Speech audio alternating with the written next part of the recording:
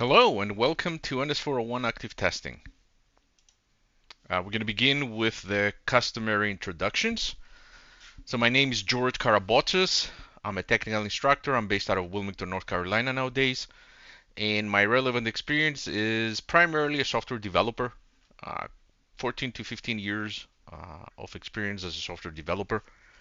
Somewhere between those 14 plus years, I decided to follow an academic career until I realized that it's not for me.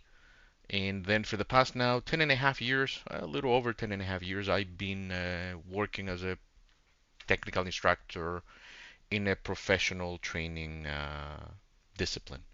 In fact, I've been doing everything: curriculum development, training, and so on. Okay, now the I got this is a recording. I got nobody to pretty much provide me with their introduction, but I'm gonna give you the profile of who is this class built for. Primarily, this class is built for developers and DevOps. Everybody else will benefit, like security professionals and everybody who has interest in learning how active testing works. But again, the two roles that this class is built for is developers and DevOps. That's the primary audience. Um, and of course, the relevant experience, here's topics that are relevant to individuals who are developers or DevOps. And your expectation is you're going to learn how active testing works, or your expectation should be how active testing works and how we can configure an application and scan it for vulnerabilities either from the user interface and from a CI/CD pipeline. We're going to do all that. Now, there is a bunch of resources available to you. For example, you have a set of slides, the PDF version, of course, of the slides.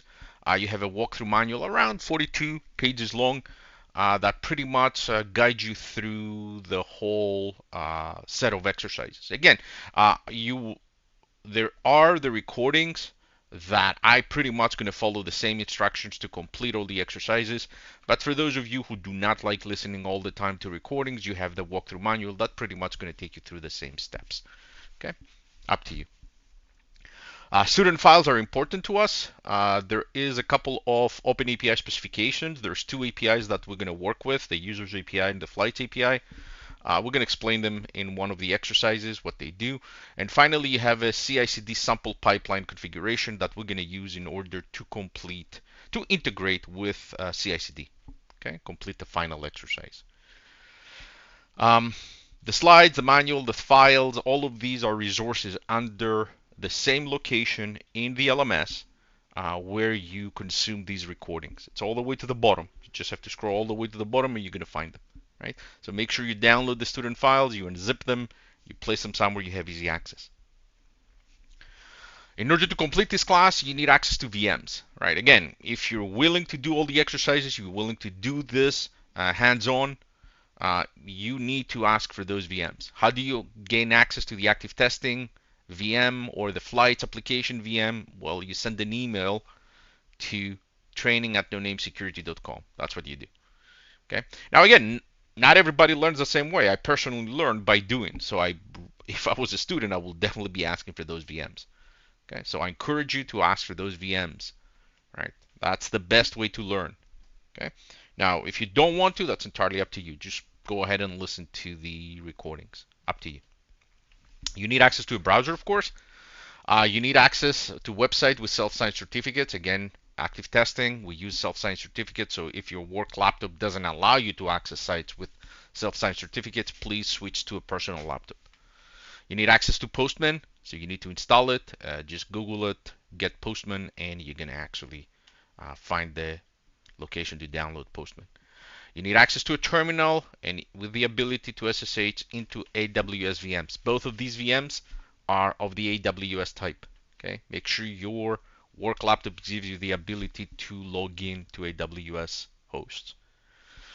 Now, optionally, if you have access to CI/CD, in fact, if you choose to do this, all the exercises with me, and you want to do the CI/CD exercise, you need access to a CI/CD tool. The one that we're going to be using in this class is GitLab.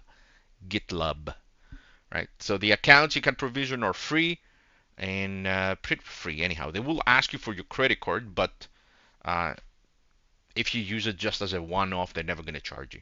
Okay, so up to you. And of course, as I mentioned earlier on, any questions, any concerns, any comments, you can always email training@nonamesecurity.com, and somebody, probably me, will respond back to you. Okay. So these are the resources and some of the prerequisites. What are the main objectives of this class? Well, we need to understand what shift left is, shift left testing is, and how active testing is able to realize shift left testing for identifying API vulnerabilities. We're going to explain active testing, how it organizes applications and environments and so on. We're going to talk about how active testing is able to discover APIs, right? Because it needs to discover APIs the same way the no-name platform discovers API at the runtime, right? Live online.